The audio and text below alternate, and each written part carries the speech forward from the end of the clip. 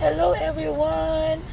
Hi po, ako po si Ate Lea, ang inyong Globe Sales Agent.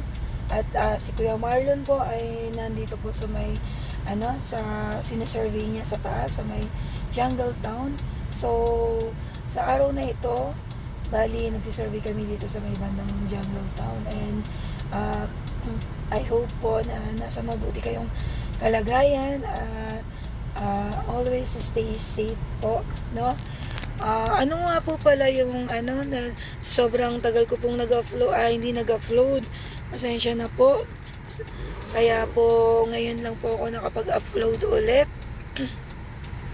Dahil po medyo hindi po masyadong maraming survey, kaya po 'yon. Ngayon po nandito kami sa may Jungle Town. To po, pakita ko po sa inyo.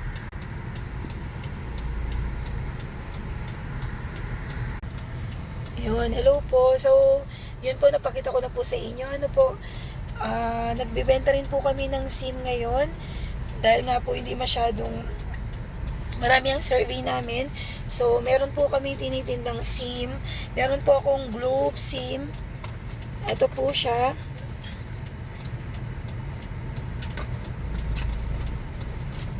Ito po siya, Globe SIM at saka ang TM SIM po namin. Yan po. Bali, dalawang SIM po ito na binibenta po namin. At pwede po ninyong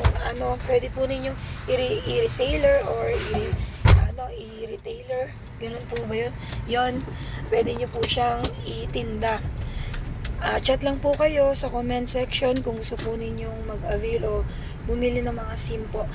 Pero, Baguio and Trinidad lang po ang namin, base po namin. So, tapos na po si Kuya Marlon. Hi ka naman, Kuya. Yan po. Pipi po siya. Hindi siya nagsasalita. Joke lang. Mahihain po siya magsalita. So, ngayon naman po, saan na tayo pupunta? Sa kabila. Matawag na isa. Okay, pumunta naman po kami sa kabila naman po na titingnan yung yung pong lugar or location po para po makita kung okay naman din po yung isang pupuntahan po namin. So na-check niya na yung isang lugar. Pinakita ko po sa inyo pero hindi po buo kasi nga po bawal yun ipakita. Dahil privacy po ng may-ari yun ng bahay. And sa mga susunod po, pupunta po kami ng mga Itogon, ganun po, para po sa SIM. Pakita ko rin po sa inyo yon. Pasensya na po kasi medyo hindi po kami masyadong nakakapag-upload ng sa YouTube. Dahil nga po, yun nga po sabi ko sa inyo, hindi naman po siya ganun kadami yung survey namin. So, konti-konting survey lang po yung nagagawa po namin ngayong buwan na to. And sana po dumami po yung survey namin para po marami pa rin po akong ma-upload. And nga po pala, may mga client po pala na nagpapatulong po sa akin kung paano daw po yung transfer of location, ganun po. Ituturo ko po yun sa inyo sa isang itutuktong ko na lang po yata dito sa sa video na to para po from the start to end mapanood po ninyo yung video namin, and then malaman nyo po kung paano po mag-request ng ng transfer of line. If ever po kunyari nasa isang lugar kayo tapos ilipat po kayo ng ibang bahay, ganun po siya. So tuturo ko po sa inyo, libre po yung transfer of line, basta po basta po meron available slot si Globe dun sa area na lilipatan ninyo na bago. So, yun lang po guys muna.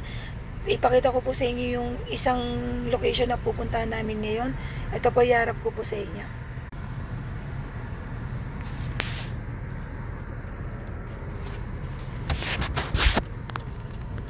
Yan, ibang location naman po kami ngayon.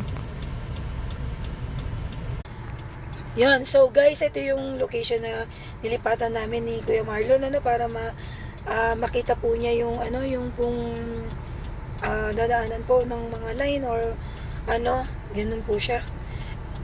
Sa susunod po na baka kasi Makati ito, yun naman po yung transfer of line, tuturo ko naman po yun sa inyo. So, hello ulit.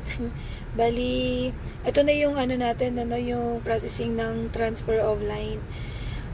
Yung iba po kasi pumupunta sa messenger ng Facebook, tapos tatype nyo doon Globe Telecom, tapos hanapin nyo po yung postpaid. Pag open nyo po doon, makakausap nyo po, makaka-chat nyo doon is yung operator po. Tapos hihingan po kayo ng account number nyo, kung sino yung nakaplan na name, ganun po siya. Hanggang sa makausap nyo po yung customer service. Yun po siya. Medyo mahirap po doon kasi madami po yung yung pong kailangan yung gawin. Ito pong pinaikli ko po yung paghihirap ng isang client para po sa kanyang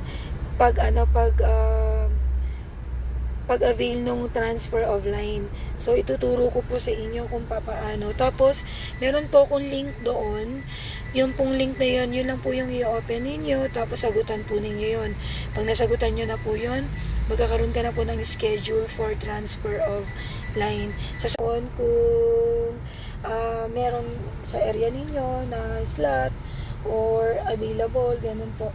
Sasabihin din po kung wala. Ganun po siya. Malalaman nyo po agad.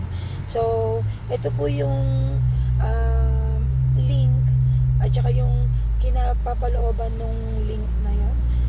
Papakita ko po sa inyo.